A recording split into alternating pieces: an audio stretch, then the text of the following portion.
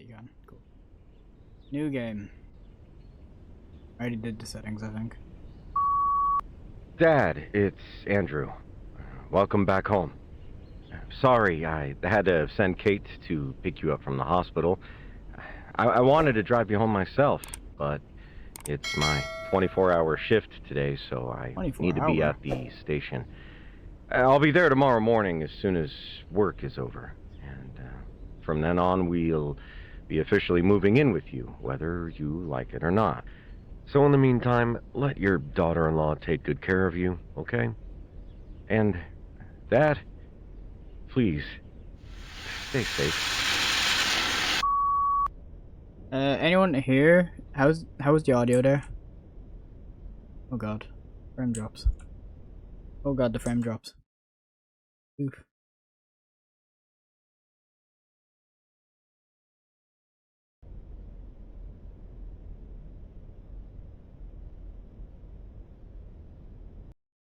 What the fuck?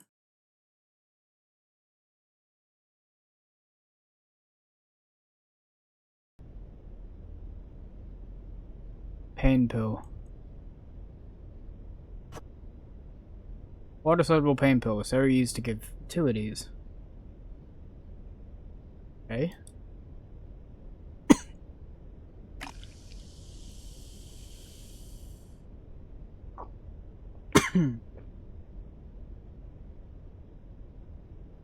Hold, move to wheelchair, release to sit down. Cool. Bernard, it's Kate. Hope you had a good sleep. Again, I'm sorry I had to leave you alone for the night. I really wanted to cancel today's night shift, but changing the schedule is almost impossible here. Anyway, I'm leaving this voicemail to give you some updates. First, I finished charging the door remote. It's on the Nice. wardrobe next to your bedroom door, and come to think of it, it may be a bit high for you, so you might have to stand a bit to get it. Oh, Sorry. Anyway, second, your new tablet arrived. It's being charged in Andrew's old room. He'll be there in just a few hours, so why don't you set it up while you wait for him? And that's it. I'll see you this afternoon, okay? Bye. my old tablet. It broke when I fell down the stairs.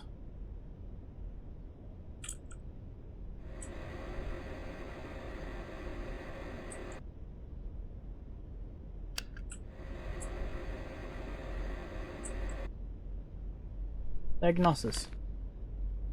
Sunny Ridge Hospital Medical Diagnostic Evaluation Form. Date of discharge. 29th of the 4th, 2014. Patient name Bernard Thorne. Age 73. Symptoms and diagnosis.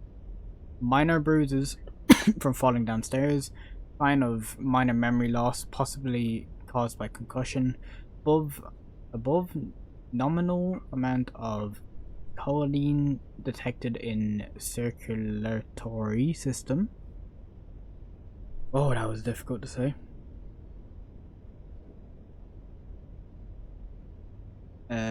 Notes: patient fell down the stairs along with electric wheelchair backward. Though signs of physical trauma and are minor, there's a possibility of slight memory loss. Patient's blood test shows a moderate amount of choline. It was highly advised to reduce patient's pain medication dosage and look out for overdose symptoms such as shallow breathing and hallucinations. Oh yay, hallucinations! My favorite.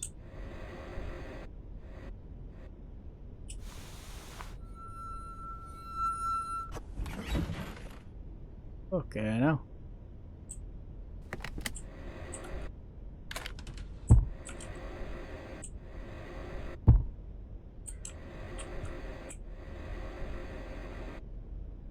Post it.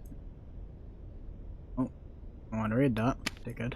Bernard, your new tablet is being charged in Andrew's old room. I even kept the room bright for you and all. How simple.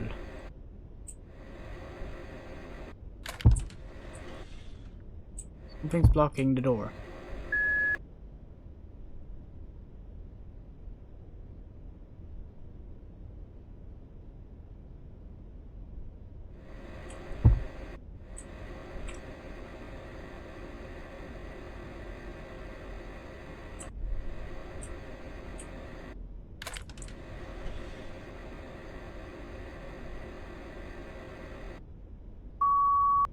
Dad, it's Andrew.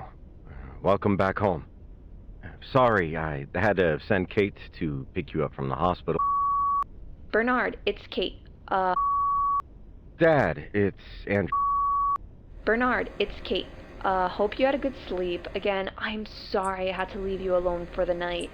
I really wanted to cancel today's night shift, but changing the schedule is...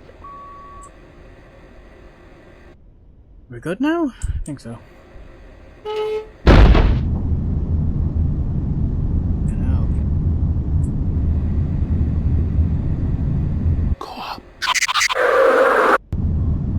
What the hell?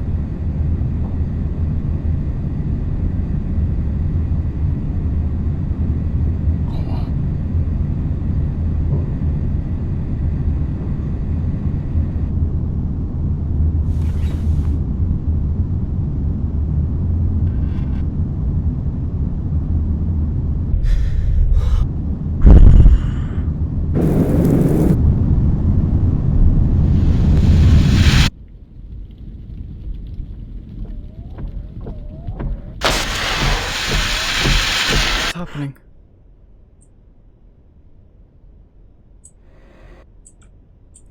Some objects can be interacted if you're directly in front of them.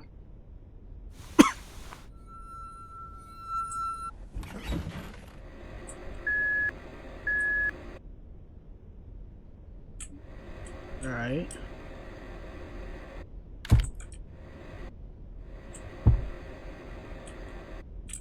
Post it. Important notice from Andrew Jensen Thorne. Do not turn off the second floor corridor and the bathroom lights. Also, do not remove this post-it. Calma, calma, calma. The controls are kind of annoying. Dear Andrew, it has been a real pleasure working as your father's caregiver for all these years. I'm so relieved that he's okay, and I agree that you and your family made the right call to move into his house to look after him. I already told you all you need to know. I'm leaving this memo just in case. I put the pain medicine in the first floor guest room. You can find them in the drawer. Your father's usual dosage is 2 in the morning and 2 after dinner. Since the doctor told you to tone it down, make it 1 tablet instead of 2. He sleeps around 8 PM and wakes up around 4 AM, though he usually stays in his room until sun comes up because of his nyctophobia. Just keep some of the lights on the second floor on so he can use the bathroom. I hope Bernard recovers soon, although I have nothing to worry about now that he's under the loving care of his family, Sarah.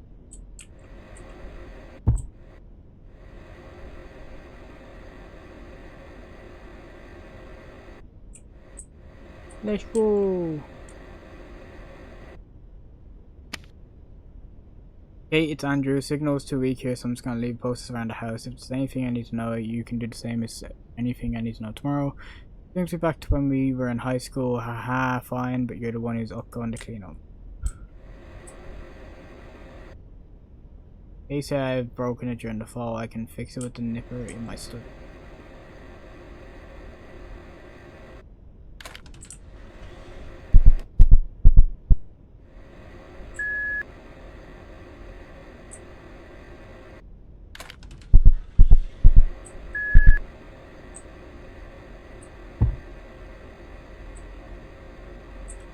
Well, if it's too dark, I can't really do anything, can I?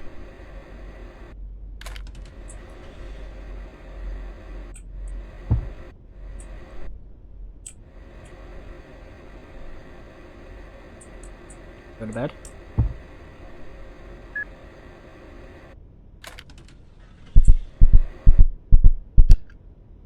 Ooh.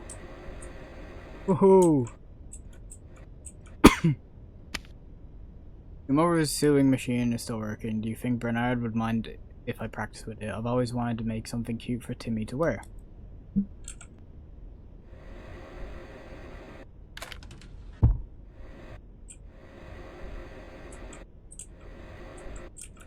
Timmy's toy.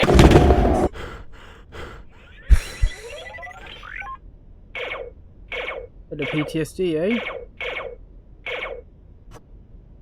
Feels strange that my grandson is moving into my son's room. I hope little Timmy likes it here. Hockey stick.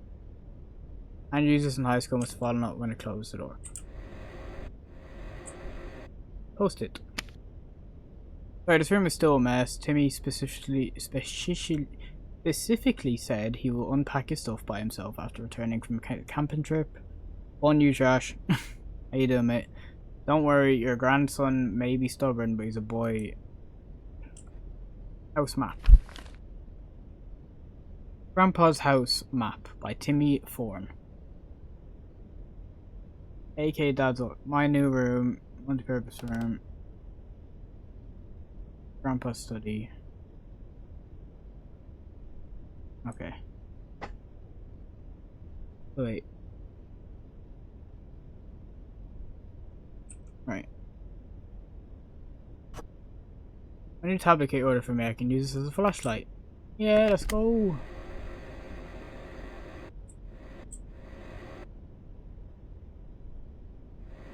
Oh. Map. Oh, that's sick. How do I get out of it though?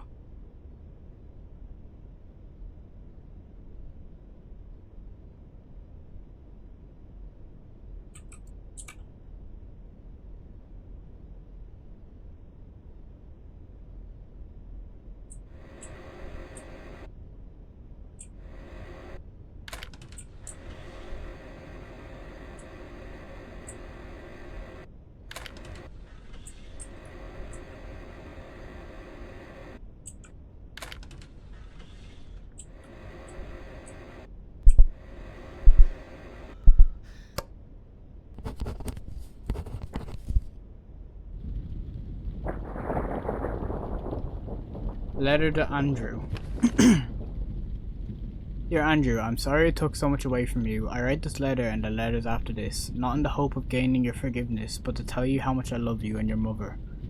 To me, she was, and still is, the most beautiful and kindest person I've ever known. Your mother always had this calming presence that made you forget about the bad things happening around you.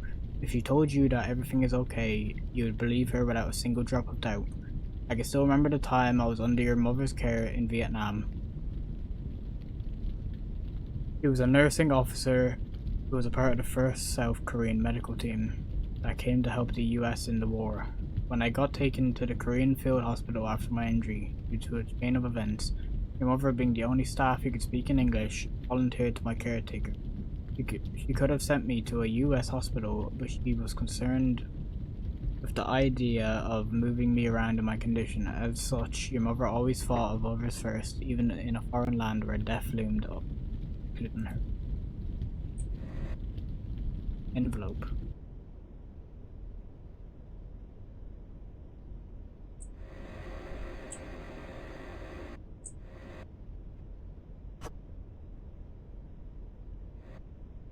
I can't remember the code.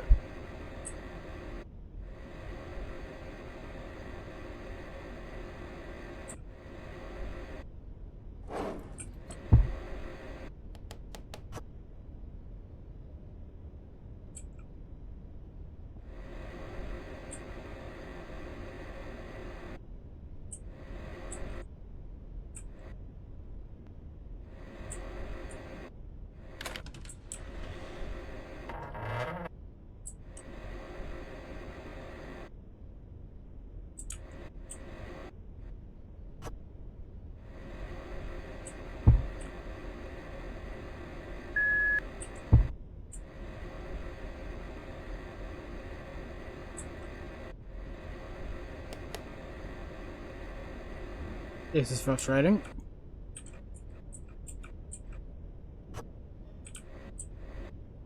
There we go.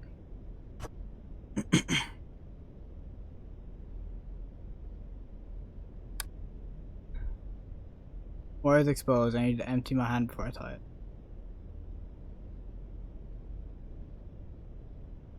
it. Oh my god, that's kind of difficult.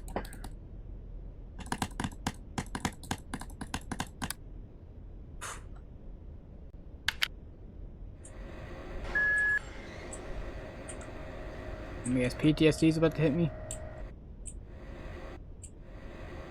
Here we go. Yep, thought so. Gonna fall now. hello. My name is Bernard. I'm here because my son read a brochure about the Mind Foundation's famous group grief counseling and won't leave me alone until I give it a shot. Well, it has been a while since I lost my wife, and maybe it is time I tried a different approach to moving on. So, yeah. Let's talk.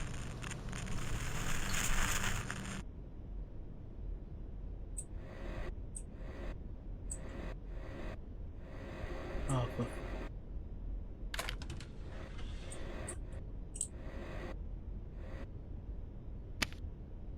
Wooden ramp at the front door was in horrible condition, so I had to throw it away. I'll get a new one on the way back from work.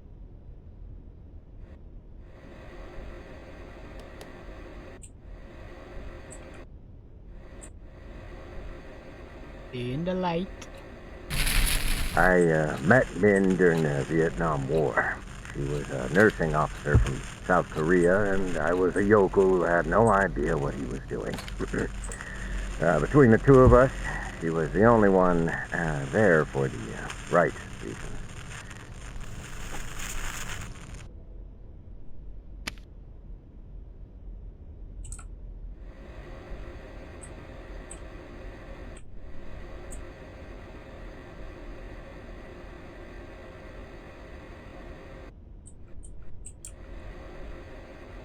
Ooh.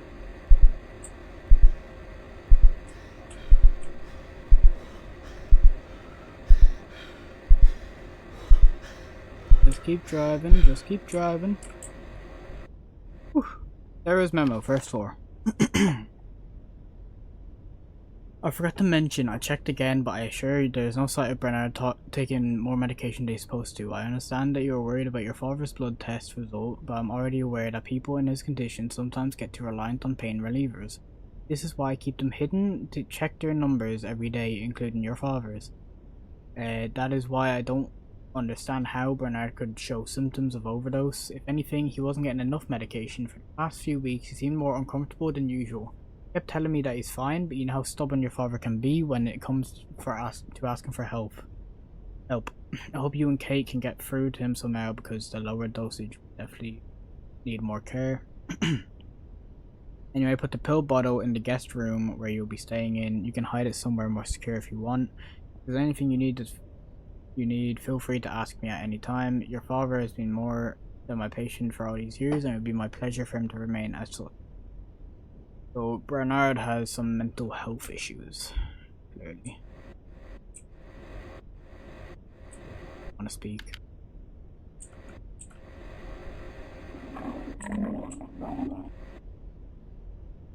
What was that?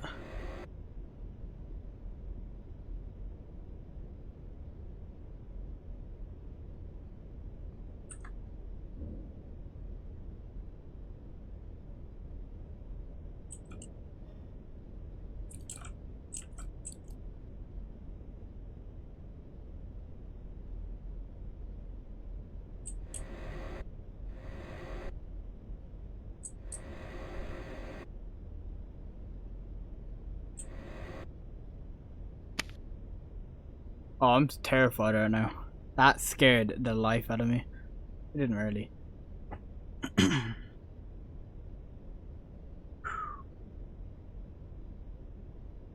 Finally got smart lights where we talked about. I installed them around the house, but they still need to be synced manually with the new. What? Oh, smart. Alright, okay. Here it comes. Oh, what if the tablet arrived on time? Update. It arrived while I was taking a quick nap for my night shift. I'll have to head out now, so I'll have to do.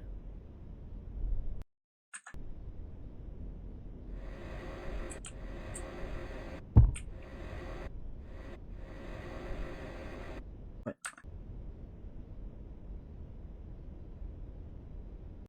Why is it?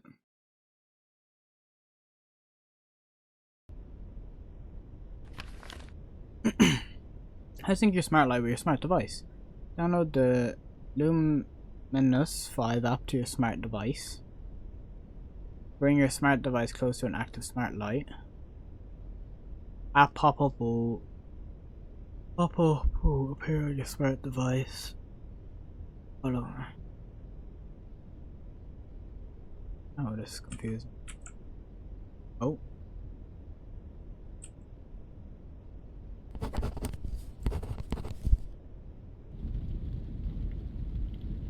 Another letter, right? Letter to Andrew. You were always a smart lad who could learn anything so quickly. It is one of your many characteristics that reminds me of your mother. In Vietnam, I asked her how she learned to speak English. Go on, Mishy.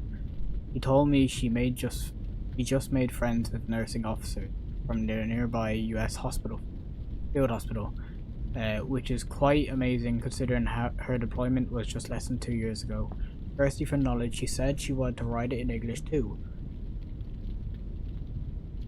I told her it would naturally improve just by reading a lot, but considering the circumstances, finding suitable reading material was difficult. After some thought, I promised to write her letters after my departure so she could use them for studying.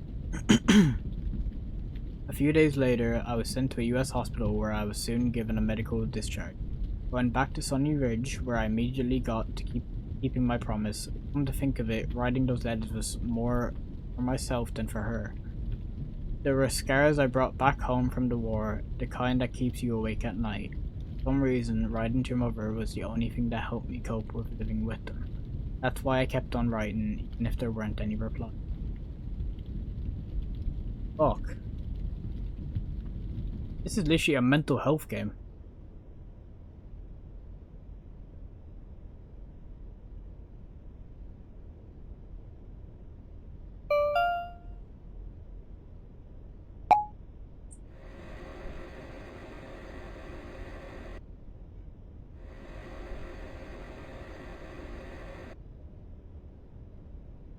What was it doing?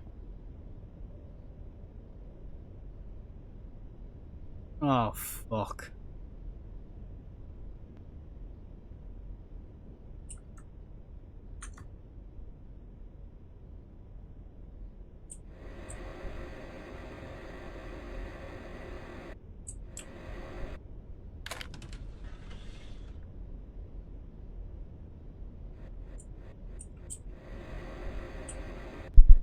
Okay. How do I use it? Alright, back up, back up.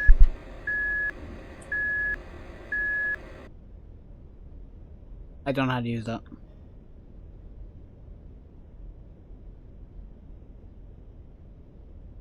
I don't get it.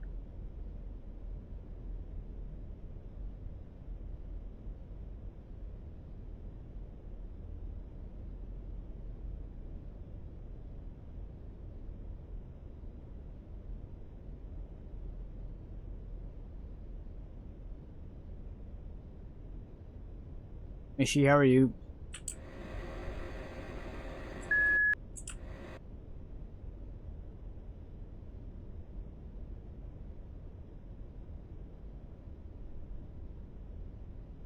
Or how are you? Facecam horror stream? Yeah. It's out of power. It's out of power. Out of power. Oh. Vietnam wasn't the first war Min had to experience. When she was little, a war broke out in Korea and tore her family apart.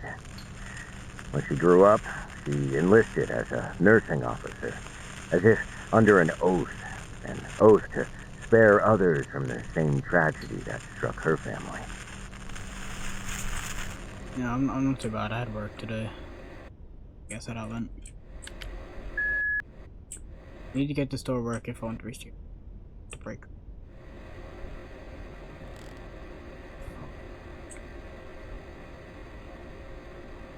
Oh, being in a wheelchair sucks.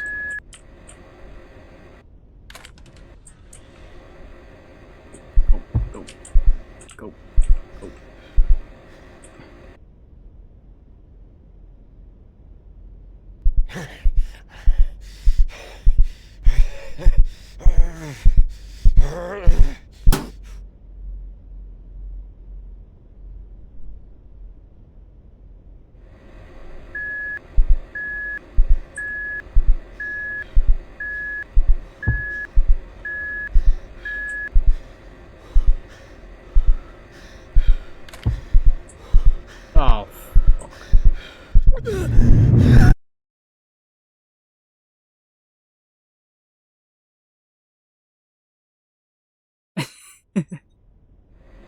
Oh, fuck it.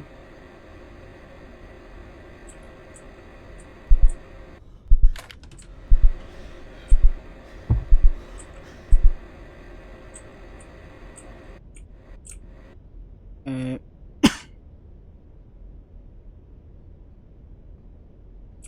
oh, this game is just messing with me.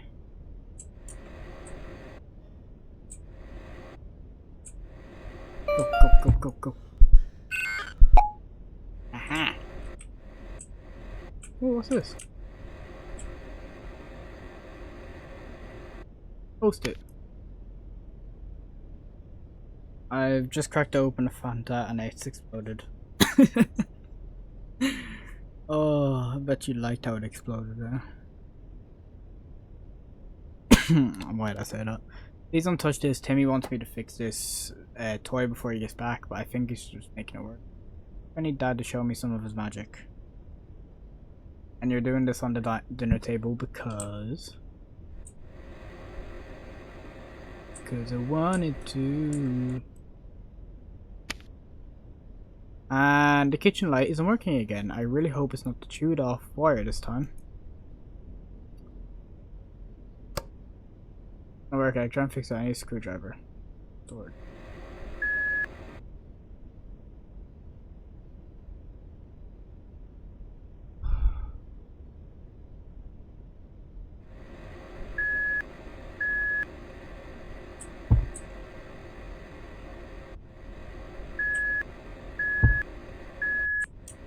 Go, go, go, go, go, go, go.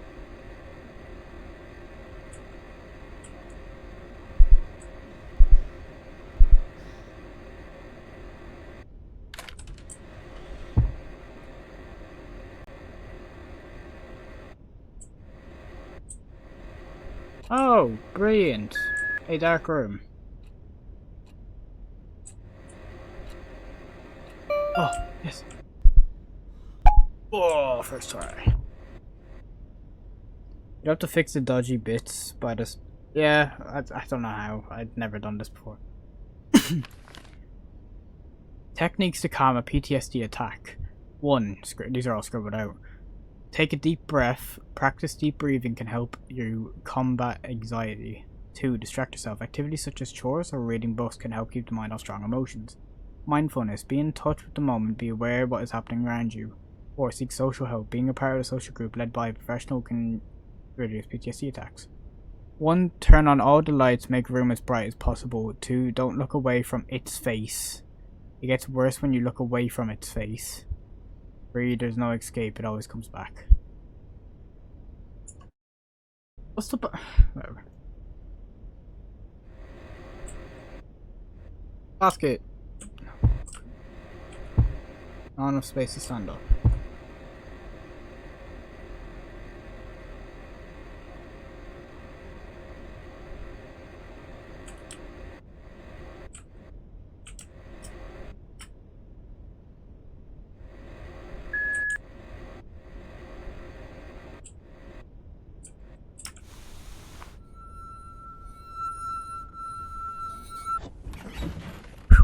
Plastic basket filled with random objects, including a screwdriver. Yay! Oh. I can pick it up. Family photo. My family photo taken at the town carnival a few days before the accident. Screwdriver. Handyman's best friend. Yeah. Why is the door closed? Keep your eyes on its face. Oh, it's gonna get fucked in it. Oh.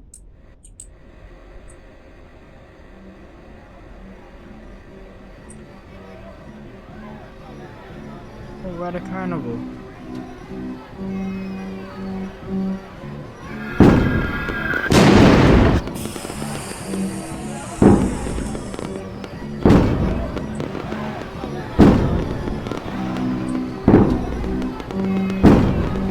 Nice.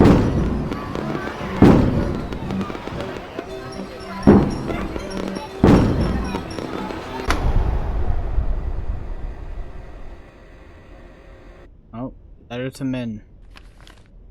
There, Goobin, appreciate the lurk, Mishi. 6th of October, 1966. Dear Ming Yong Lee. Hope everything's well. I'm Bernard Thorne, the American soldier you took care of. I write this letter to keep my promise of helping you with your English. I'm back in Sunny Ridge. Nothing has changed here, although I can't say the same about myself. The wounds on my body are mostly healed, and I can walk just fine, like before. But my right hand shows little to no improvement. My little finger and ring finger still refuse to move from its curled up state, and the other 3 fingers can only stretch just enough to hold an egg. I'm just glad I can still use a pen so I can write to you. I consider myself one of the luckiest ones, though. Many of the soldiers I saw in your field hospital were in far worse conditions than I was. Some were carried in with their limbs dangling from their bodies like a broken branch hanging by its bark. It makes me shudder to think that my right arm would have suffered the same fate if I were a little closer to the explosion.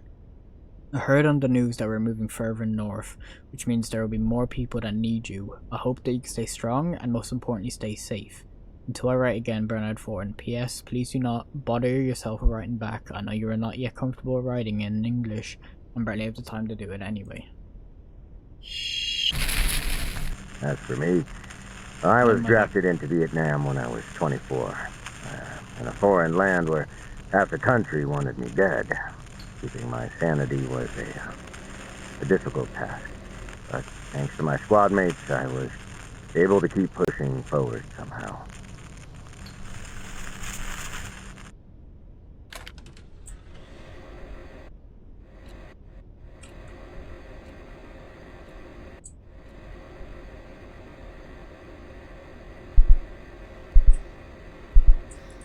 Oh, I'm halfway through. Oh. Look at its face. Its face. Look at its face. Whose face?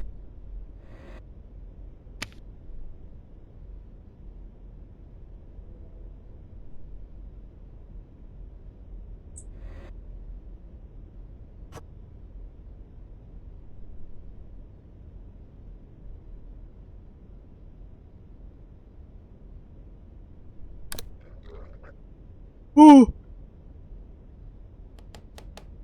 Hi! Look at its face. I'm looking at its face.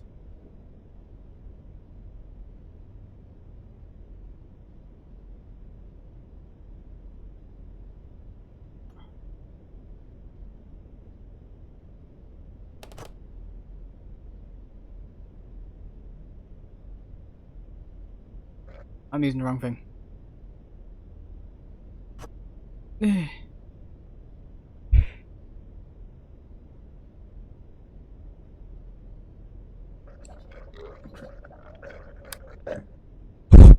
Oh shit! Oh shit! I need a tie. Okay, tie. Okay, how do I tie it? Put it down. Nice.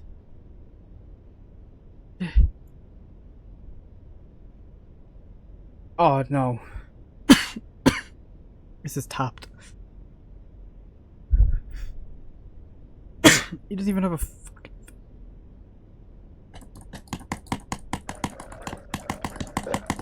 No.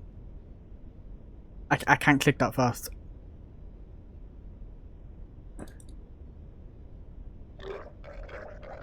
Nah, bro. Okay, I have a plan.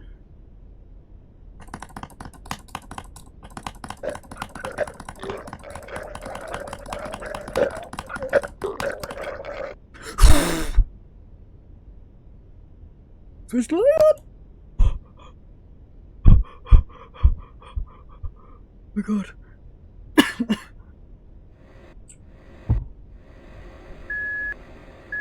That was stressful.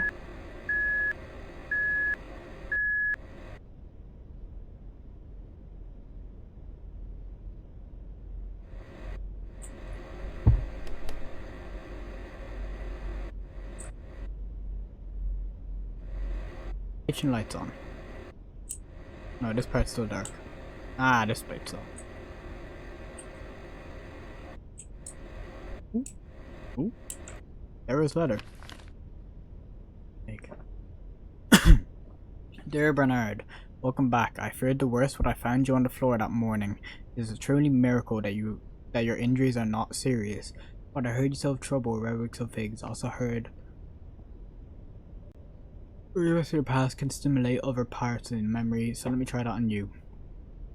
Do you remember 2 years ago when we were returning from your regular checkup? You said you needed to use the restroom, so we stopped by my house since it was nearby. Somehow I forgot about your... I can't say that word. Nyctophobia?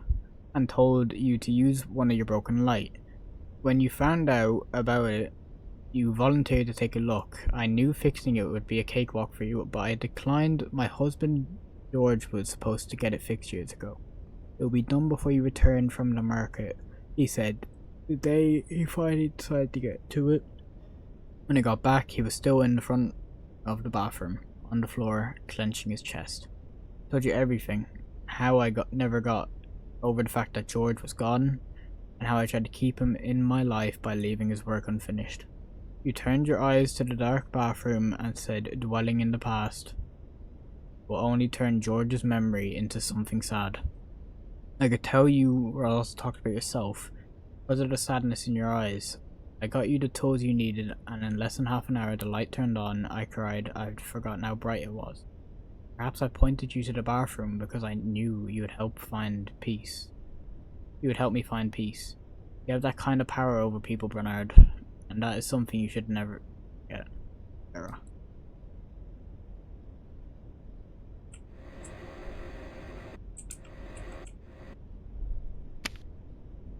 I used some of my favorite dessert for you.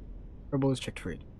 Gasp! Mint chocolate ice cream cake? You really know how to woo a lady, Mr. Thorne.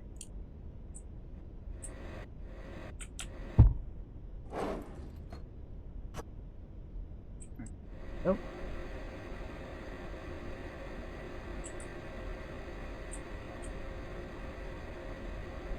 Whoa, halfway there. Whoa, I'm gonna get jump scared.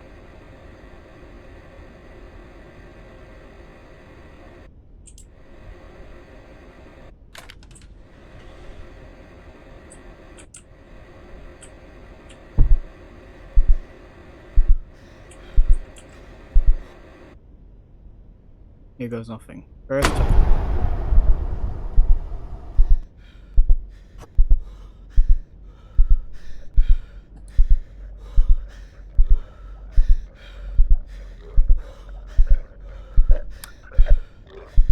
Oh, where is it? I'm gonna die.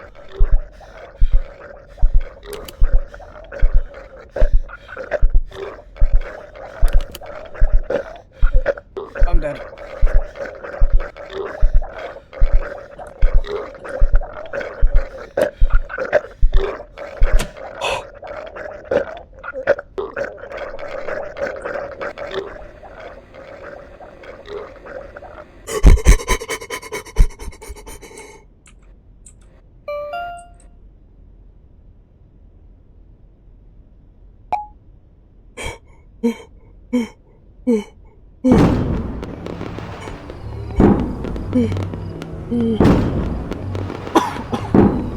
Oh shit.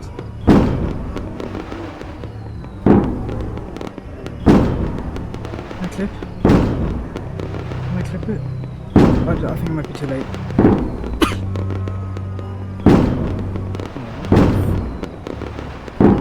Letter to Min. 11th of October 1966. Dear Min Young Lee, I went to a physician's office today to get the diagnosis. I need to apply for veteran benefits. Turns out the initial diagnosis in Vietnam was correct. My right hand nerves are damaged beyond recovery. I guess my days of helping my father at his auto repair shop is truly over. My hand is not only the problem I've been having. I used to consider myself as not so sensitive, but nowadays even little things like cries of children get on my nerves. Possibly because I haven't been sleeping well for the past few days. I considered telling the doctor about this, but I doubt the Department of Vietnam Affairs will accept not sleeping well and being annoyed by crying children as medical conditions if I kept my mouth shut. Afterwards, I went to the VA office to hand in the diagnosis. There were others waiting their turn. I sat next to a man in a wheelchair with both of his legs missing. He told me that he's also in Vietnam as a pilot for a C-123, 123. He said he lost his legs when he was shot down by an enemy surface air missile. Luckily, he landed near a friendly outpost and got rescued in time.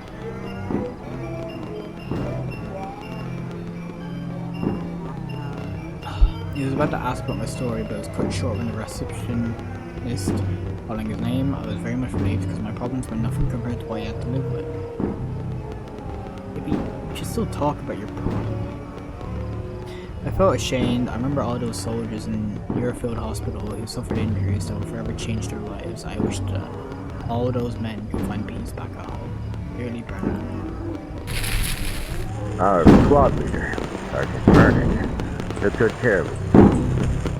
He was a guy who packed extra pairs of dry socks, so we could hand them out to those who were about to have sex with us. He gave us all the strength to keep on going.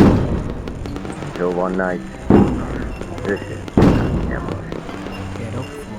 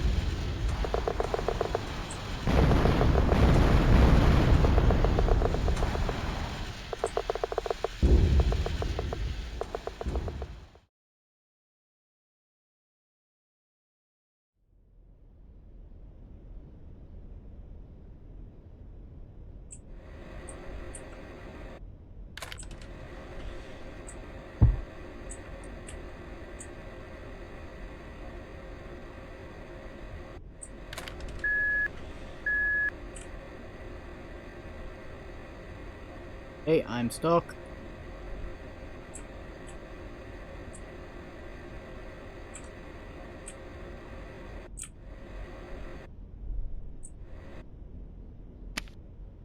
It doesn't smell like down in the basement too, you know, you just get party room. What do you think of finding your coworkers? I don't know, it's just...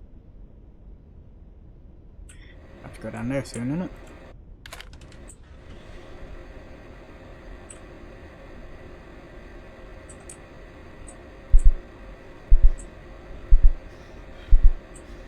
I'm dead. Okay, we'll go outside.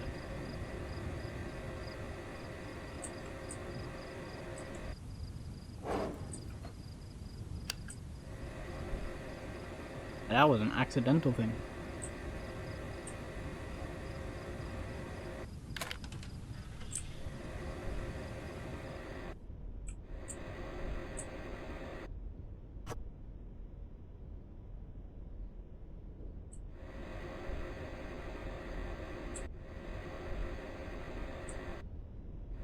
Post it.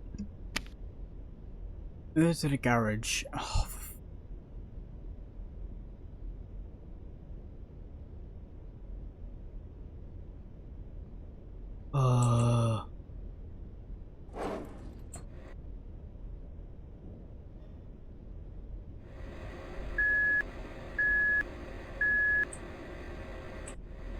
what the fuck is the garage?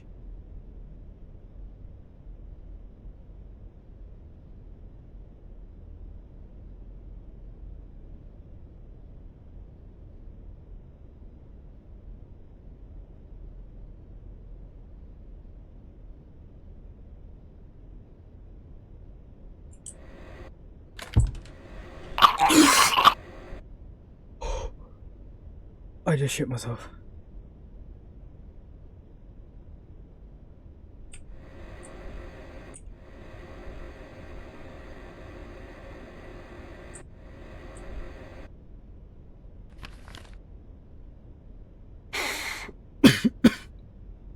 Oh.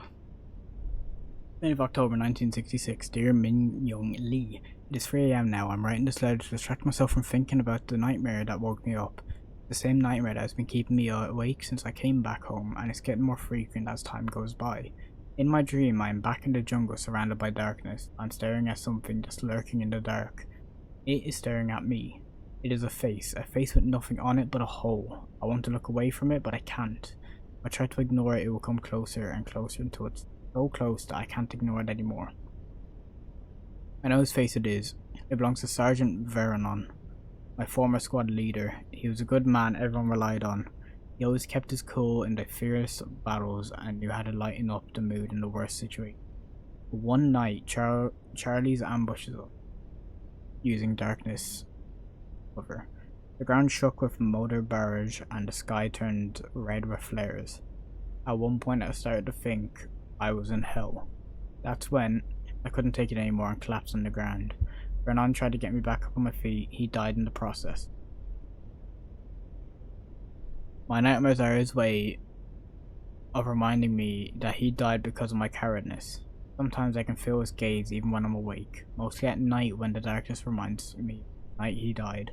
Once that happens, I try not to think about it. It only makes it worse, a punishment for trying to run away for what I did. Forgive me for sharing something so morbid, but you're the only person I can talk about. I'll try to write something more lighthearted next time. Get up, Thorne! Get up! Get up, Thorne! Now shoot! Oh shit.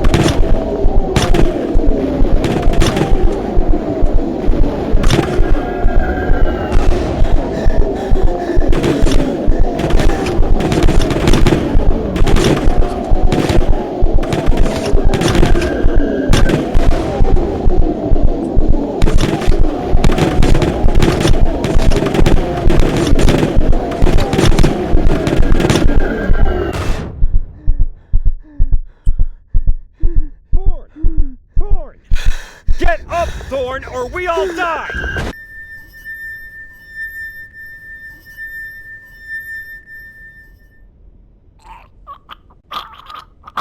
Sarge?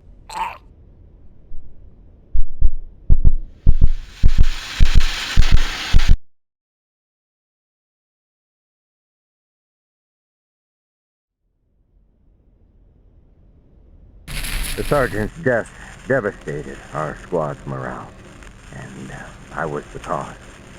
Since his death, his face, his hollow face, followed everywhere I go, staring at me, haunting me, making sure I never forget what I did to him.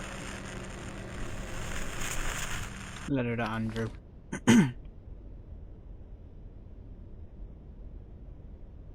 Door opener, smart tablet, or that emergency necklace that you got lost.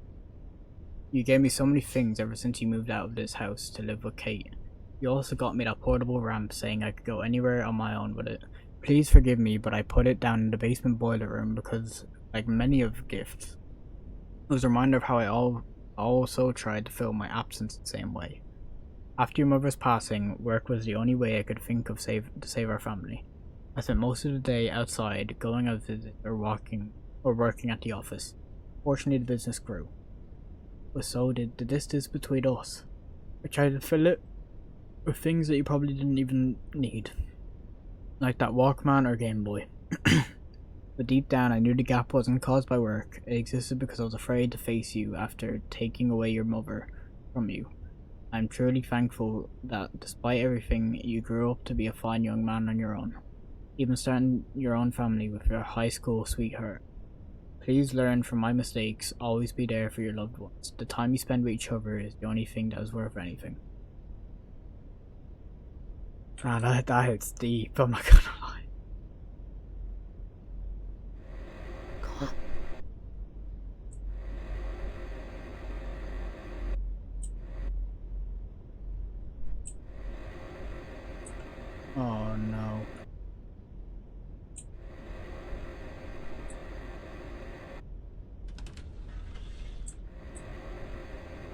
Oh great, down to the basement.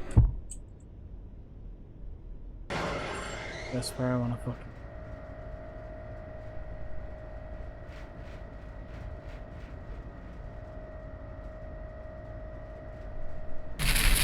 Then, one night, flares lit up the dark again, followed by another mortar barrage.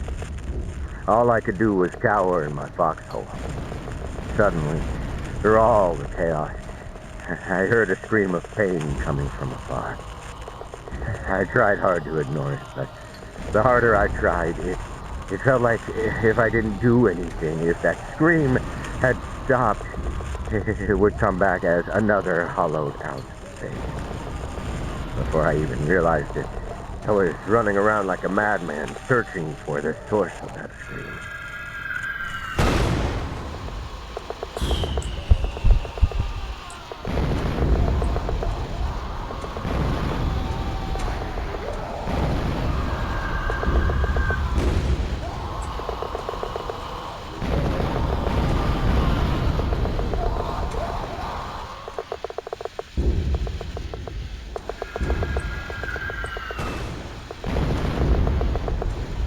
When I reached that man, there was blood everywhere, and his screams had long stopped.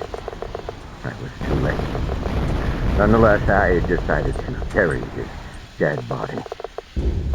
It was a stupid decision, but at that moment, all I could think of was bringing his body somewhere safe so it doesn't get torn apart by mortar fire.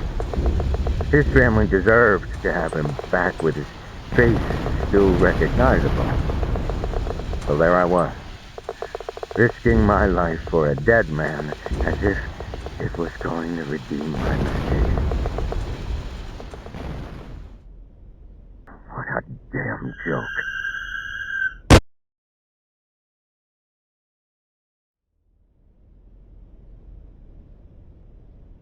어머, 야! 미국인 일어났다! 저기요, 정신 들어요? It's okay. It's okay.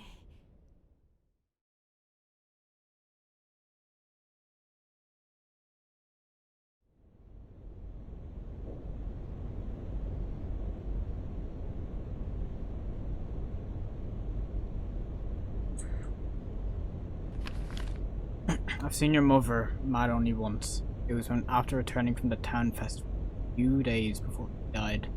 Do you remember? The one where I got a panic attack from a little fireworks show after we put you to bed. I told her how sorry I was for ruining a perfect family night. She gave me a warm hug saying that I didn't ruin anything. That's when I got too comfortable and jokingly said she must be regretting marrying a wimp by now. Quietly but fiercely told me to never say it again. For our 14th anniversary coming up in a few days, I didn't want to upset her further. I apologized on my head. Don't get me wrong, I never doubted your mother's love for me, but I also know that she had her own scars. Lost her father in battle during the Korea War, and her mother died working day and night trying to raise 3 children on her own. The experience of having family torn apart by war made her sympathetic to those affected by it. That's why she came to the US in the first place, because she pitied me.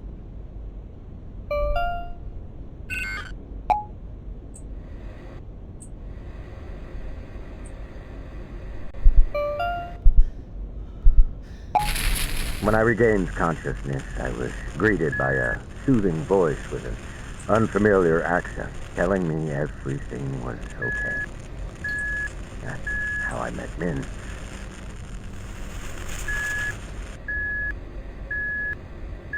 I don't like this.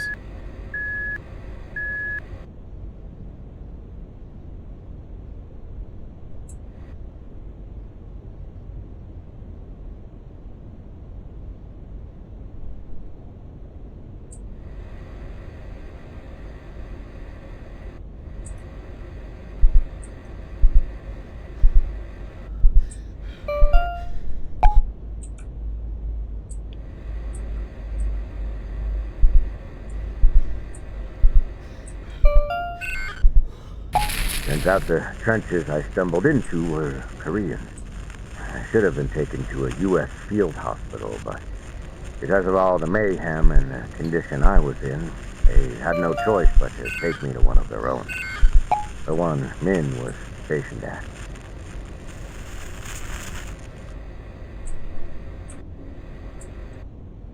Vietnam War and PTSD.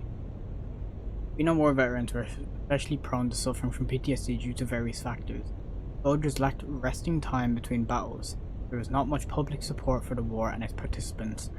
Veterans were not aware of their own PTSD symptoms since it wasn't officially recognized as a mental health condition until 1980, 5 years after the war.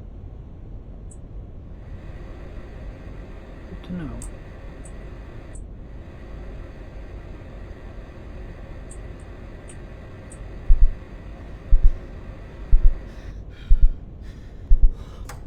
As the only American in the field hospital, I naturally became the talk among the Koreans.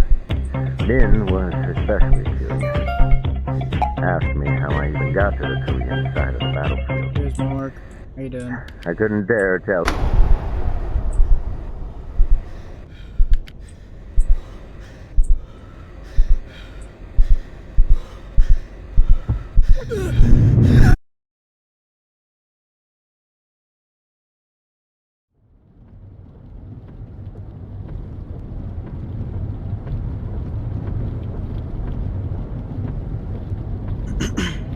This game gonna make me shit myself. It's scary, but it's supposed to make me cry, so emotional. Honey? I've been close to crying, I'm not gonna lie. Yeah, it's pretty scary.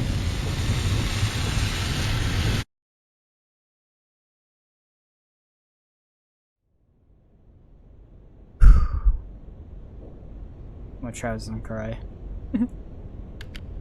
Power's out, I need to check the sub break.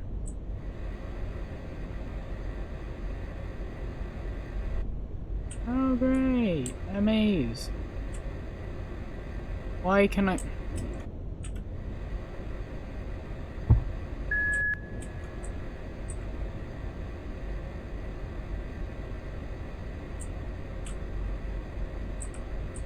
Where's the way out?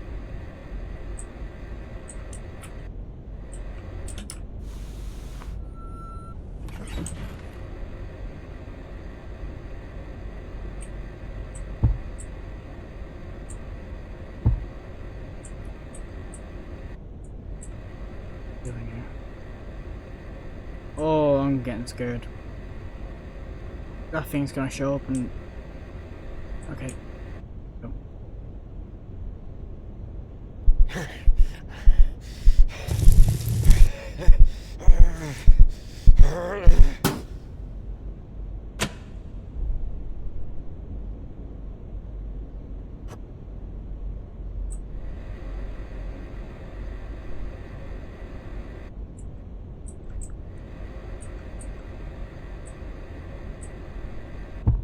Letter to men.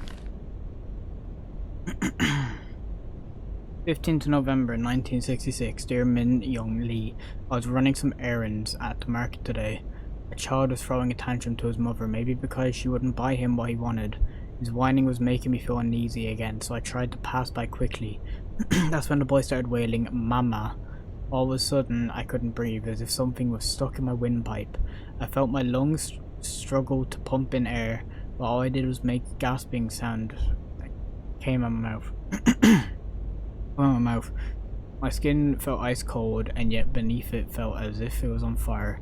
At that moment, I remember the day I heard a similar cry in the jungles of Vietnam. It was right after we fended off an attack. It was our 6th probe attack only that day. We were already on edge since Sergeant Veron's death, and one of the newbies finally lost it and chased after the fleeting enemies. I tried to grab him, but he was too slow. Soon we heard an explosion. We rushed to a private. He was on the ground alive. He tried to get up, but soon he realized he couldn't because both his legs were missing. I do not know which struck him first. The pain of the horror. Either way, he started screaming, "Mama, Mama," like a child who fell down and scraped his knee, but his mama wasn't there to stop his son's bleeding, and he died even before the medic arrived. As he died, his lifeless eyes turned towards me, wide open. I remember Sergeant Veron's face. Back at the market, as my mind slowly returned to reality, I looked around the busy street. Everything was the same, even the boy and his mother were gone. No one noticed my distress. Life went on, and hopefully I can't.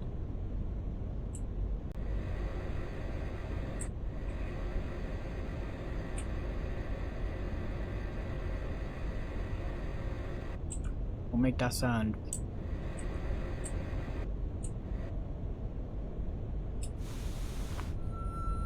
Oh, fuck.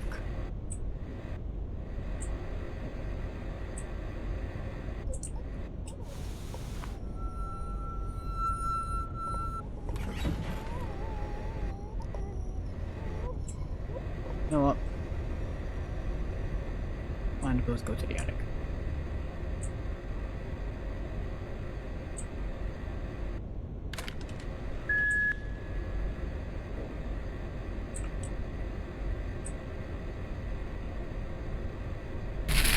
We talked a lot about our lives before Vietnam. Our conversations helped me stay distracted from the things I'd seen and done. When I got discharged, I started writing letters to her. It was the only thing keeping my mind from being dragged back into the jungle.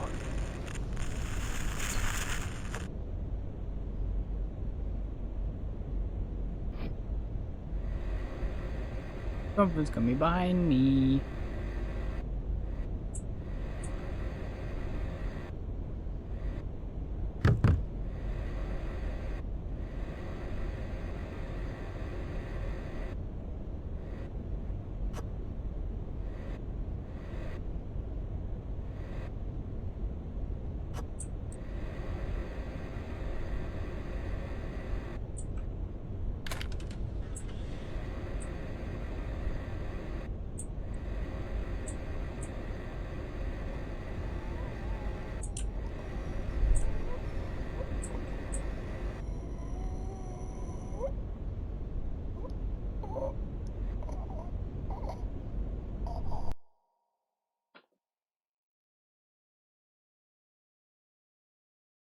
You know what? I haven't died yet. So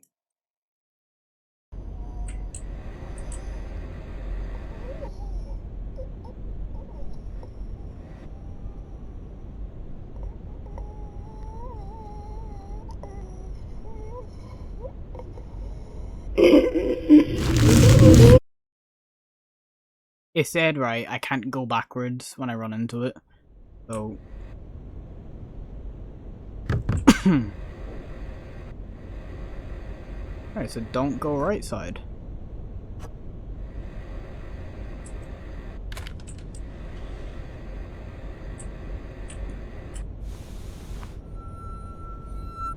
Do go right side. Oh, fuck me. Nothing even scared me.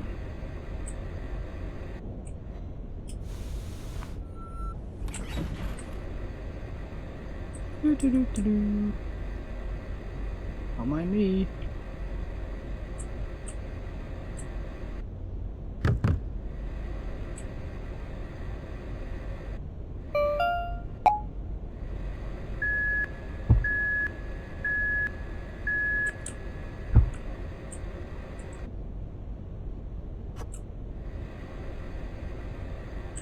Oh. Aha, floating letter to Min.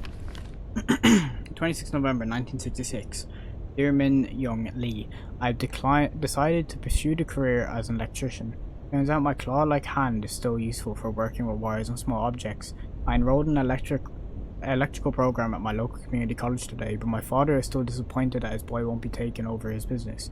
Can't blame him, he's been a mechanic all of his life and taking great pride in his trade. Well, I mean, you can't. He even has an inspection pit set up at our home garage. Still, he's very supportive of my decision and says he'll even help me open my own business one day. It will be a difficult journey, especially with all the voices that keep telling me that I don't deserve a second chance. I'm slowly moving forward, using your story as an inspiration. The story of how you became a nursing officer to fight the very thing that destroyed your family, though I cannot see myself doing something so noble. The least I can do is start contributing to the community and keep my parents from worrying. I know I've written so much about the things that are best to keep to myself. It's strange, I feel no regret or embarrassment. Said my heart feels lighter with every word I write down. I do not know if my letters are actually helping with your English or if you're even reading them, but they are definitely helping me. I may not be able to completely put the past behind me, but life goes on, one heavy step at a time.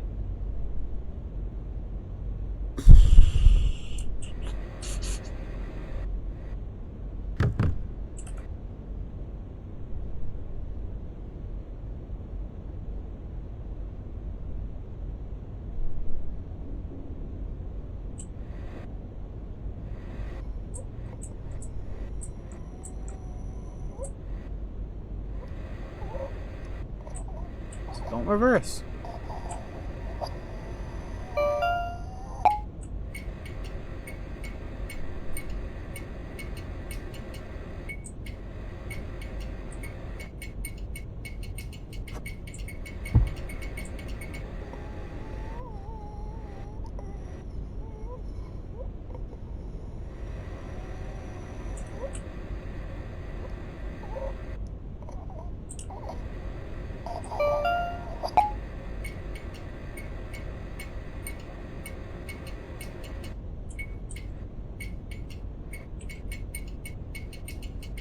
What?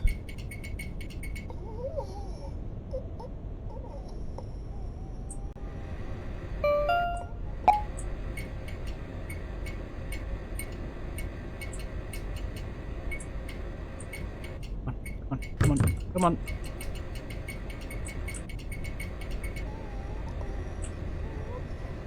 Look at the ramp.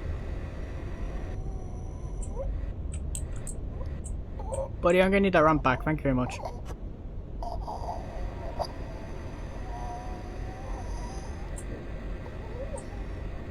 Goodbye.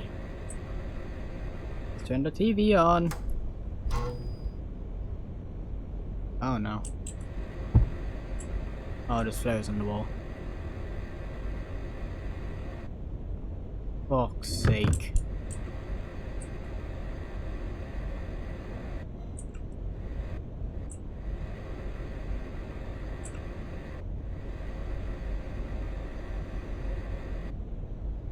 This is a very creative section, don't get me wrong.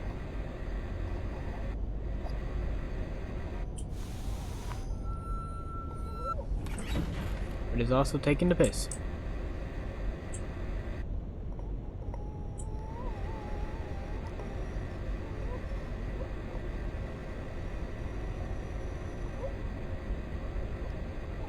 Don't make the beeping noise, and you'll be fine. Beeping is for losers, and how do I get past you? What?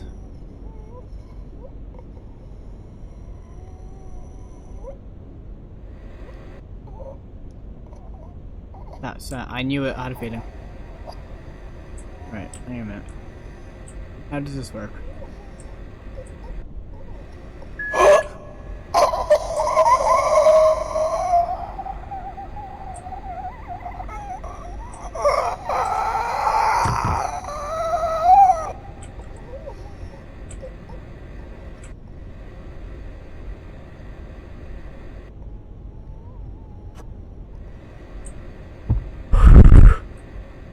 Yeah, in it more. I wrote to Min every week, mostly about how broken I had become. It wasn't the proudest thing I've done, but it helped me return to my normal life. Then, one day, I heard the doorbell ring. When I went to answer it, I thought I was dreaming. It was Min. Here. Come to visit. On the light? Okay, so this.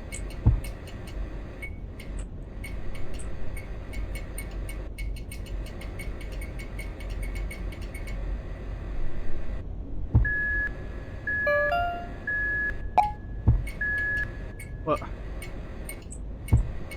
How do...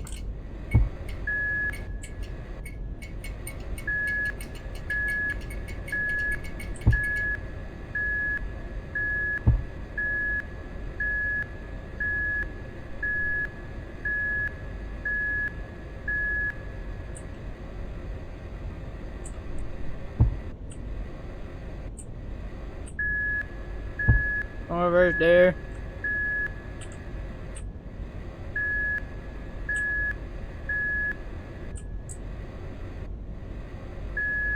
Yeah. Sweet.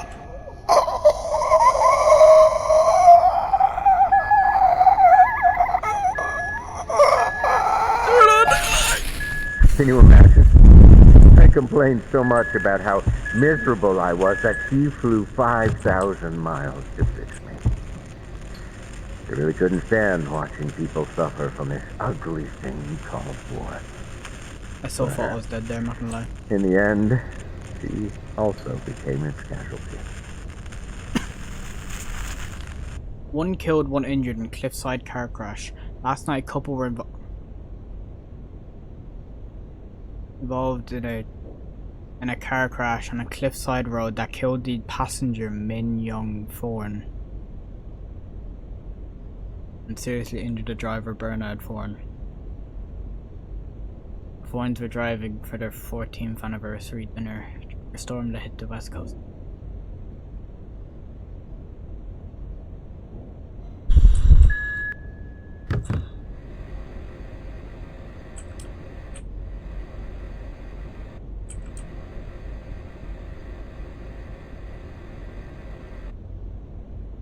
So,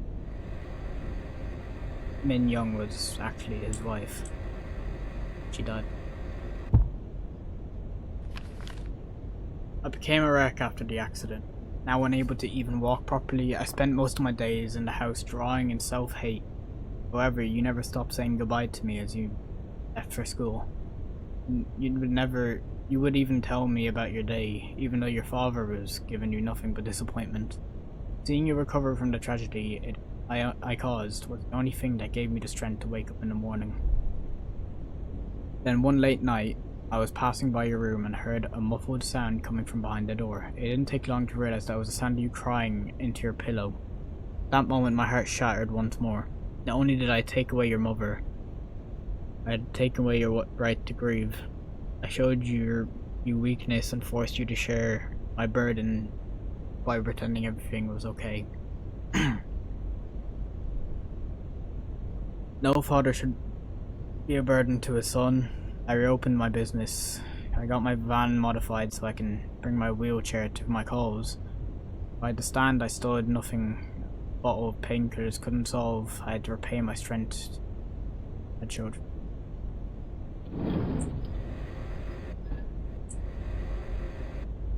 The fuck is this? Okay.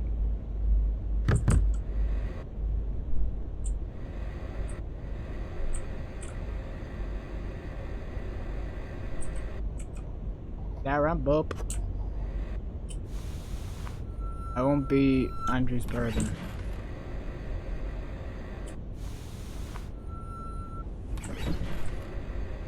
No, rest first.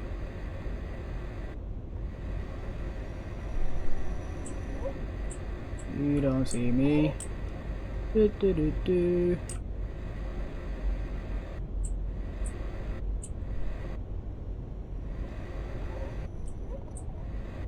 There's two. Okay, just go. Oh, just go. Just go.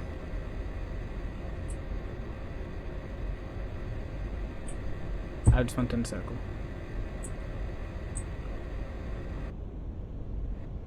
Remove cover.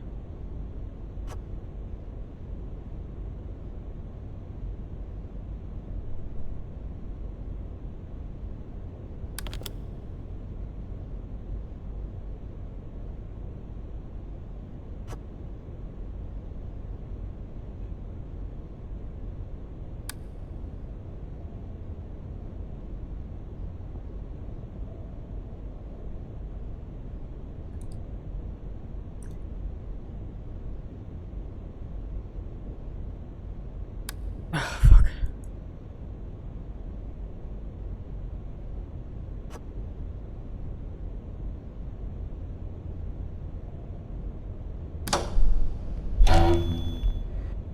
Work until your body breaks.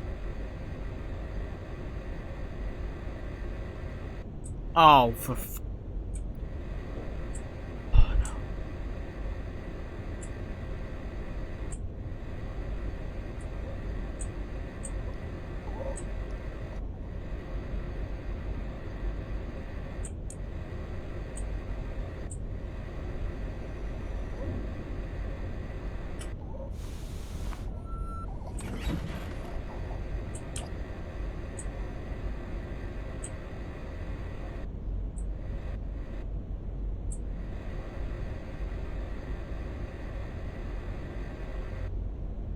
Where do I go?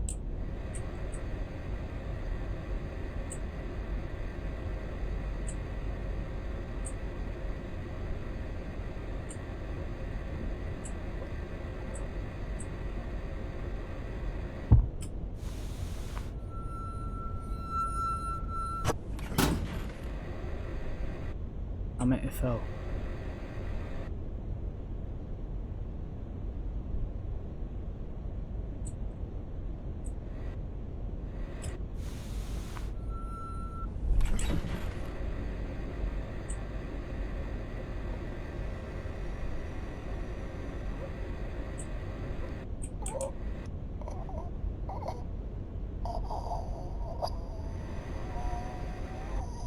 Oh, I'm dead. Just go. Just. Yep. Nice. Nice. Phew. No rest for a center. Yeah. Yeah. Cool. Where do I go now? Okay.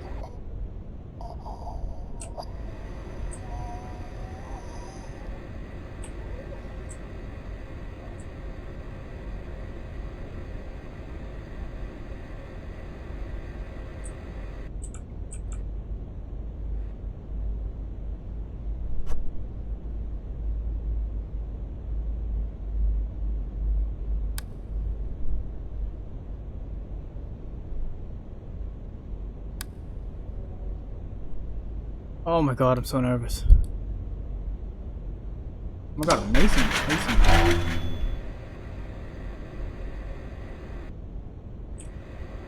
And away we go. Boom.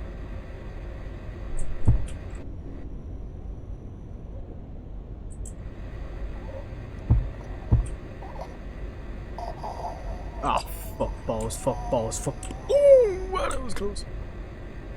To the attic, to the attic. Yep, I know, to the attic.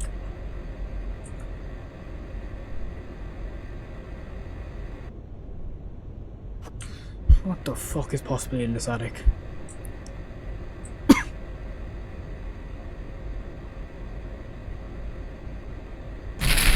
I never should have written to her. I lured her into my life, and my weakness got her killed. Now all I want is for the suffering to end. But I keep seeing her. She won't let go of me. She won't let go of me.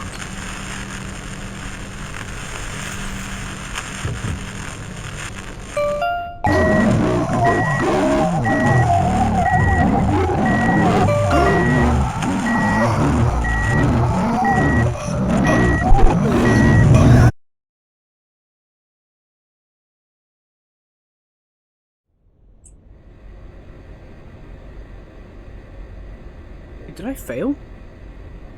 Taking I never should have written to her. I lured her into my life, and my weakness got her killed. Now all I want is for the suffering to end. But I keep seeing her. She won't let go of me. She won't let go. back away.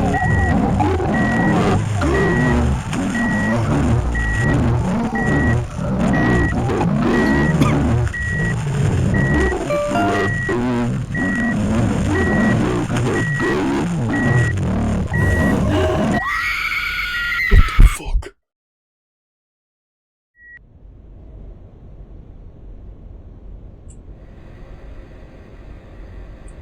Okay.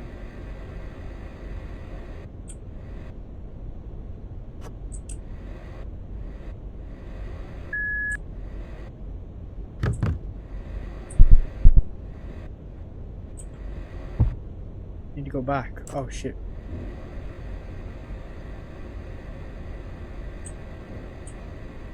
Okay, that basement section sucked. I mean, we got a lot, we learned a lot, but that sucked. Holy shit.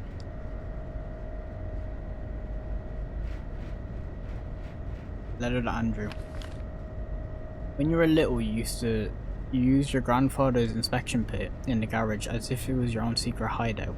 No matter how much we told you it's dangerous to play there, we would always find some of your toys lying in the dark hole.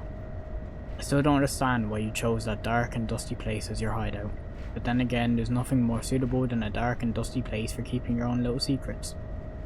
The reason I'm mentioning this is because even though you left this house when you married Kate, it now still holds a special place in your heart. I can feel it by the way you treat it. Whenever someone broke in this house, you fixed it.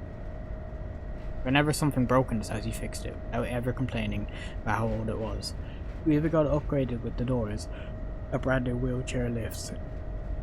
It was as if you were asking it to take good care of your old man. Now this house is yours, who knows? Maybe you and Kate can turn this place into a nice vacation home, and little Timmy can make his own secret hideout somewhere only he can appreciate. This house deserves to be filled with love, and I believe your family will make it once whole.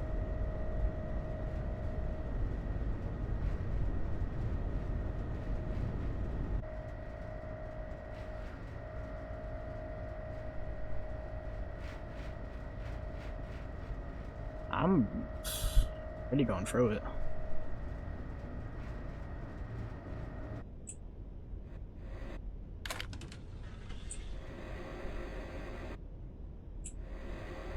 This one.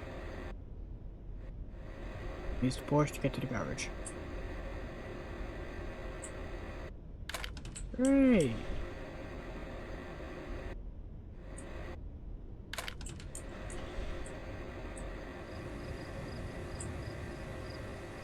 All this fucking trouble for a bunch of painkillers.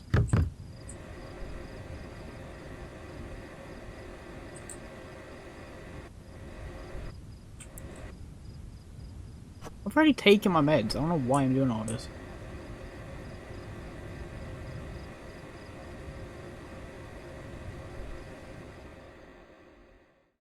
Have I stopped?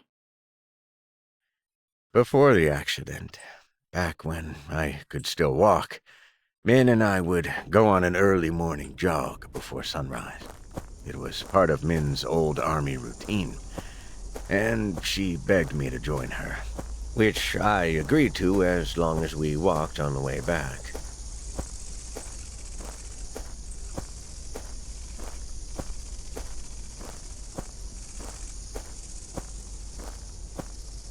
One day, on our usual jog, I asked her if she didn't get tired of doing it so early in the morning. She said it was the best way to enjoy her favorite view. At first, I thought she was talking about the sunrise.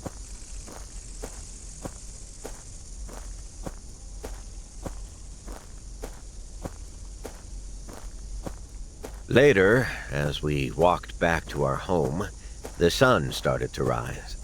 As the light slowly rolled in, I turned to Min to see if she was indeed enjoying the scenery. She was looking at me.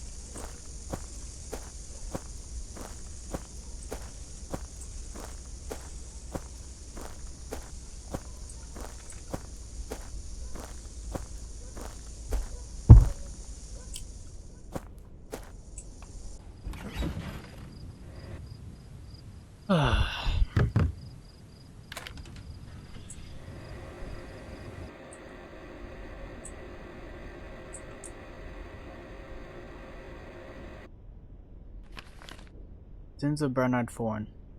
Min still visits me, wearing the same outfit as our last anniversary. Bernard lost his wife, Min Young, to a car accident responsible for.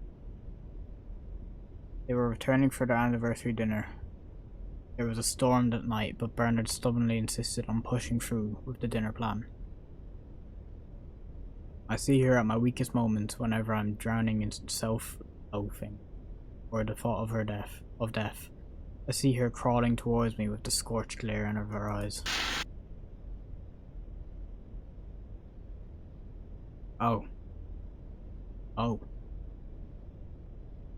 About this amnesia, anyone who suffered a traumatic event can experience dissociative amnesia. This type of dissociative disorder that prevents the patient from remembering important information, conversations, or even a specific period of their life entirely. Dissociative disorder can occur due to a specific event or long-term stress or trauma, such as witnessing or experiencing physical or sexual violence, witnessing serious injury or death of another person, experiences abuse during childhood, or other experiences such as.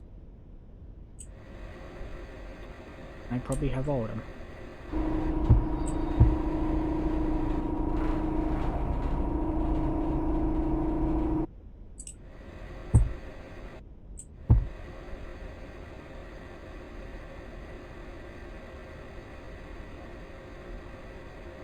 Maybe I still could have saved her.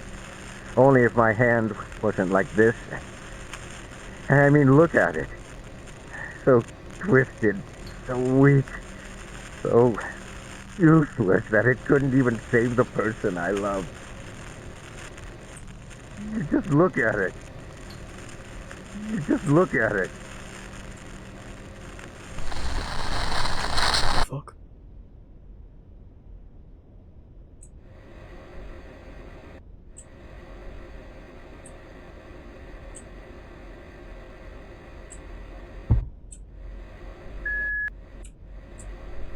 It's gotta be down there, isn't it?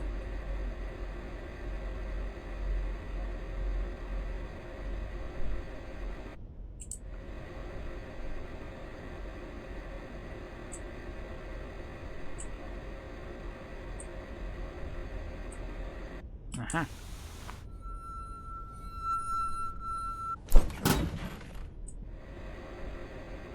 Oh, great. What a damn joke. What a damn joke.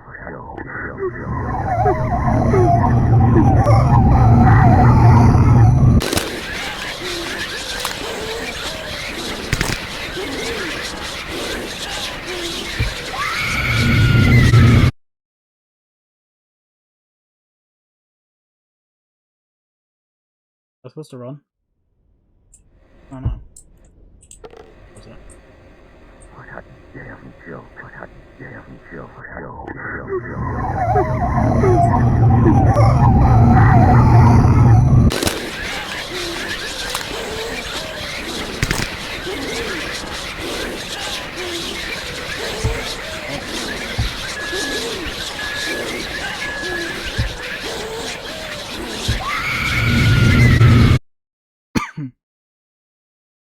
My bad.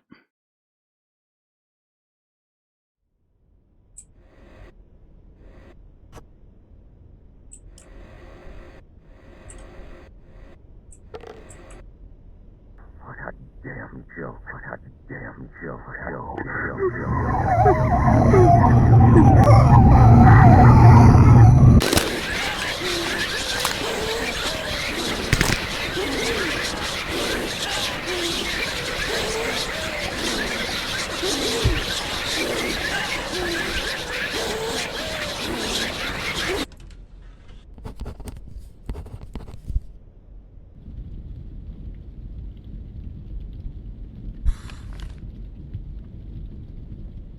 Envelope containing my letters to Andrew. Need to hide this where only Andrew can find it. Oh. 6/17/67. 6/17/60. Finally have enough.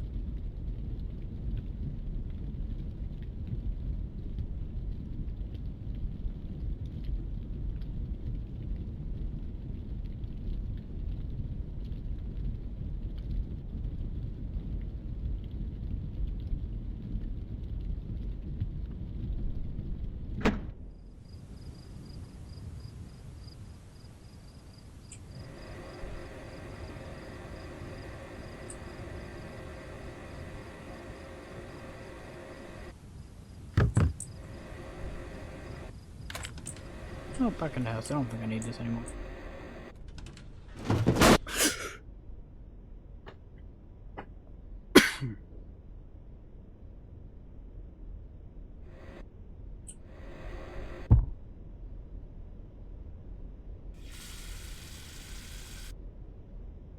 That got me. Those are in my pocket.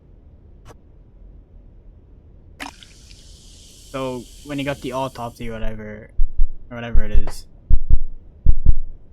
and instead of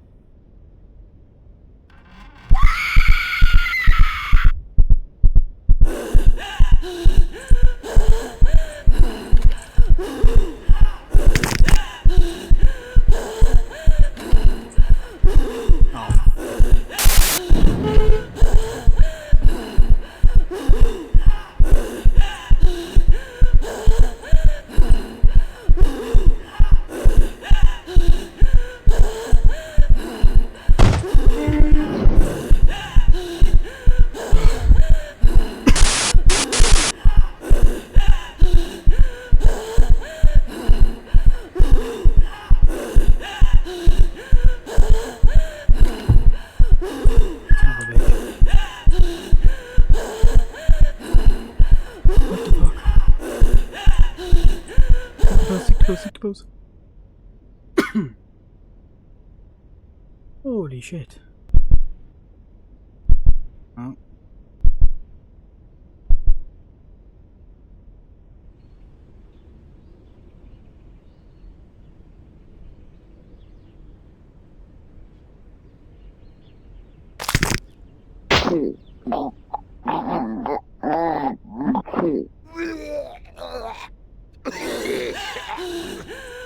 What? Would you let me go? I just want to be.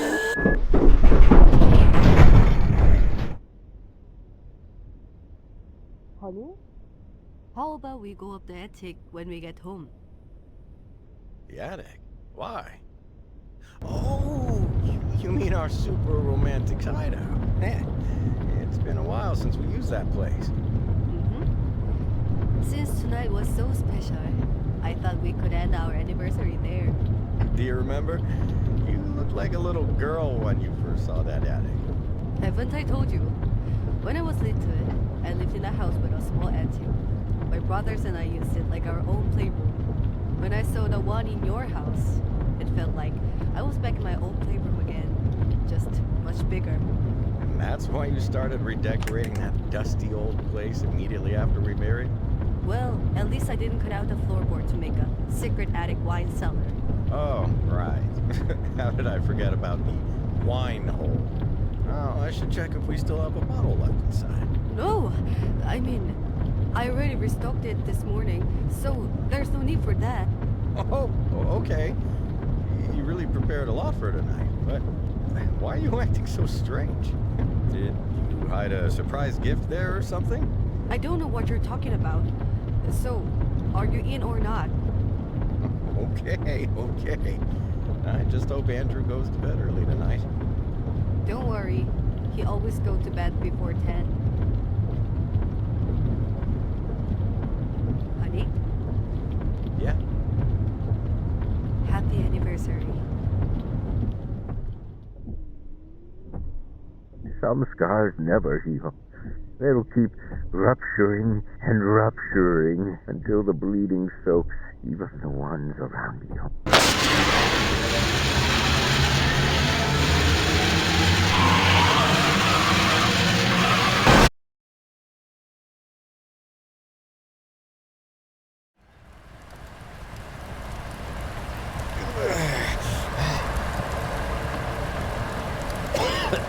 Min, are you okay?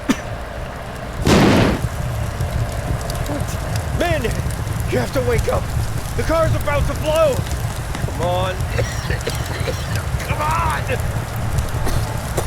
Min, thank God. We have to get out of here right now. Let me just get the seatbelt. Damn.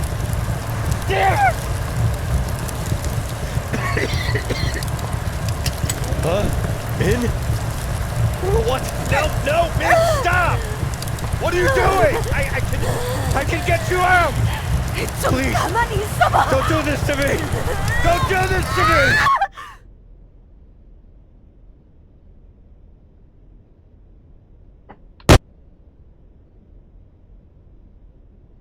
I kept falling and falling until I got caught by a branch. I opened my eyes. My head was facing down the cliff, and all I could see was complete blackness.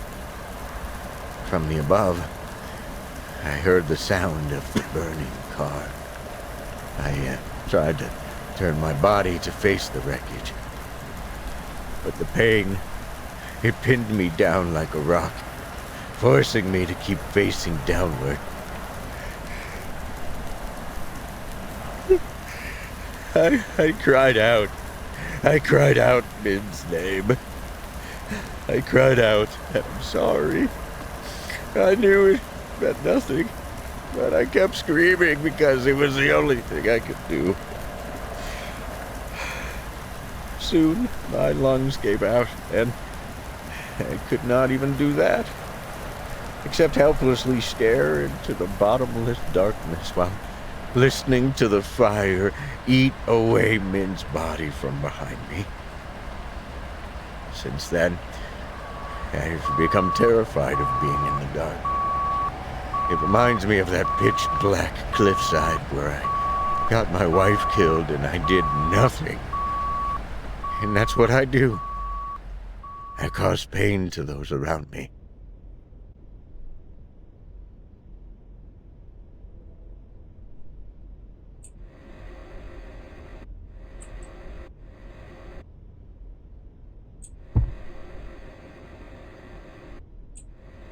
So why am I still here? Why am I still alive? My son is all grown up and I'm just being a burden to him at this point, so why not just end it?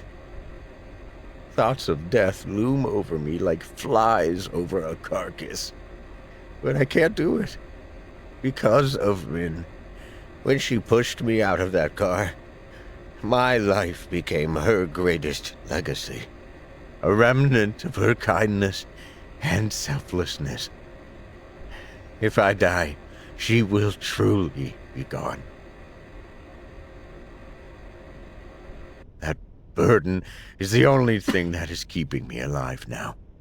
Whenever the thought of death draws closer, the memory of Min's sacrifice pushes me away from it. Back into the world where Min no longer exists. I just hope that one day she will finally allow me to join her.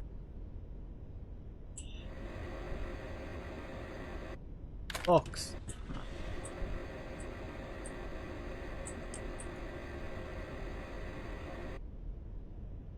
Andrew's birthday. Oh.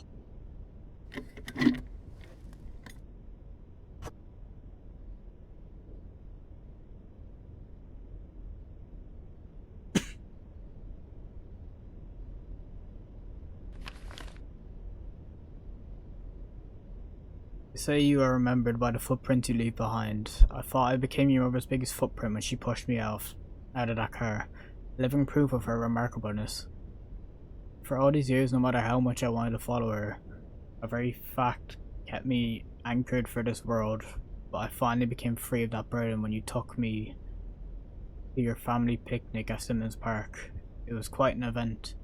Timmy wanted to enjoy everything that I had to offer. You and Kate were busy following around as I watched from behind. You may have noticed, but Kate rarely took her eyes off you. Always wearing a bright smile. Only someone deeply in love could wear such a smile. I wondered if I looked at your mother the same way. That's when I realized something marvelous. You were your mother's greatest footprint, not me. Kate gave you that look because you have given her nothing but love. Timmy has grown up to be the kind of young man because that's all you've taught him. You spread goodness to those around you just as your mother did. The revelation finally freed me of my burden. The only thing left for me to do now is to relieve you of yours.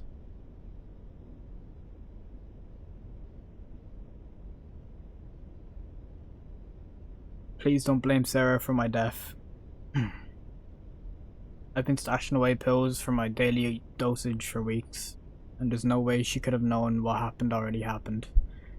So do not dwell on it. This is my only request. Keep moving forward, knowing that your mother lives on through the love you share and kindness you offer. Love, your father.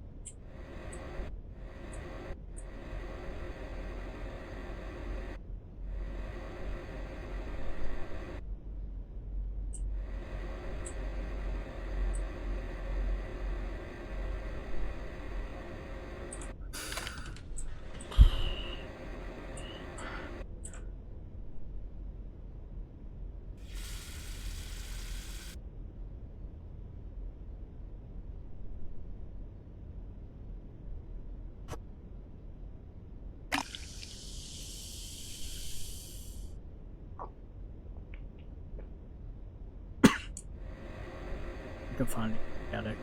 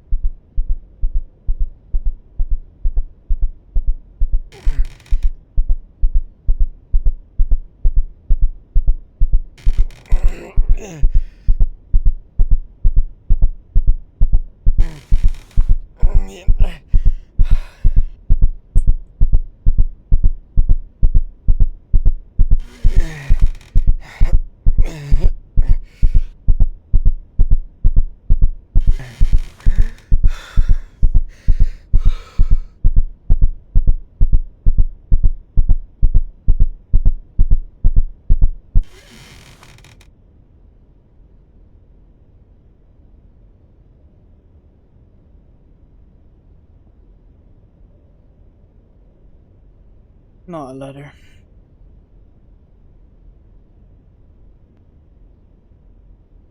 Dear Bernard, surprise! This is my anniversary gift for you.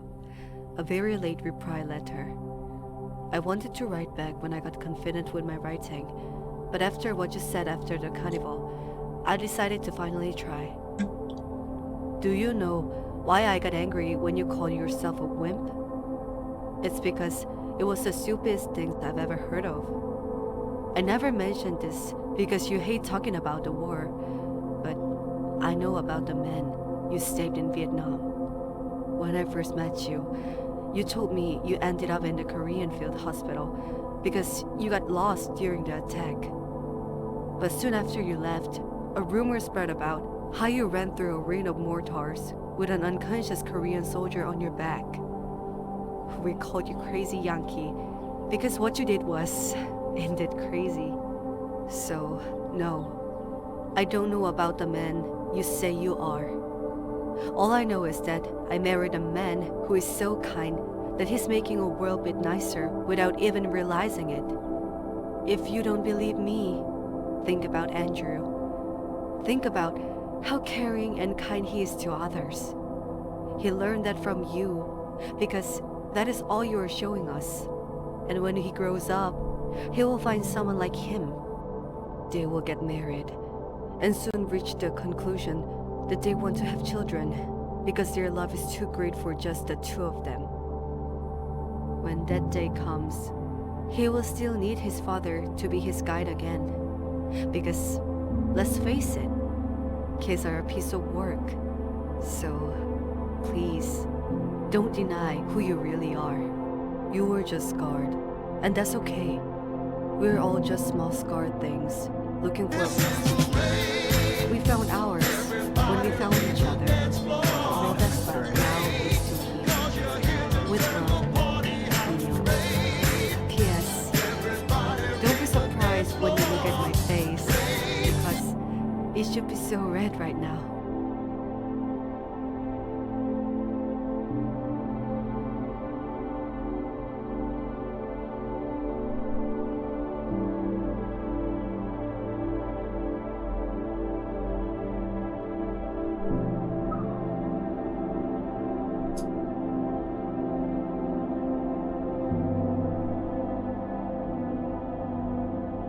Fucking hell.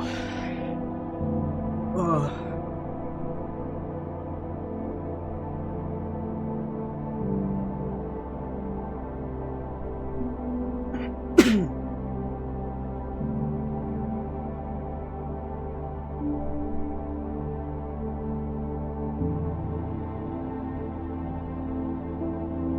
Albina, thanks for the raid.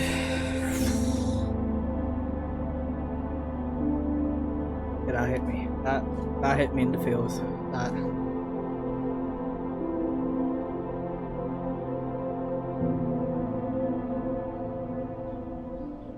Go on, Albina with the 30 stream. Dad, what are you doing here? How did you even... Dad. Hey. Hey. It's okay. It's okay.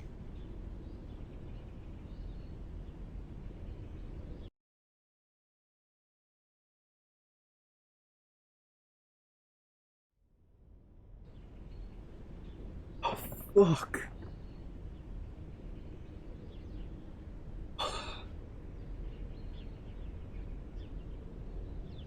There was no need for that last. Thank you for the stream. Fuck's sake. Oh, I can't even think. Thank you for the raid. How was the stream? This game must be good. It is a very good game. It delves into topics that need to be delved into.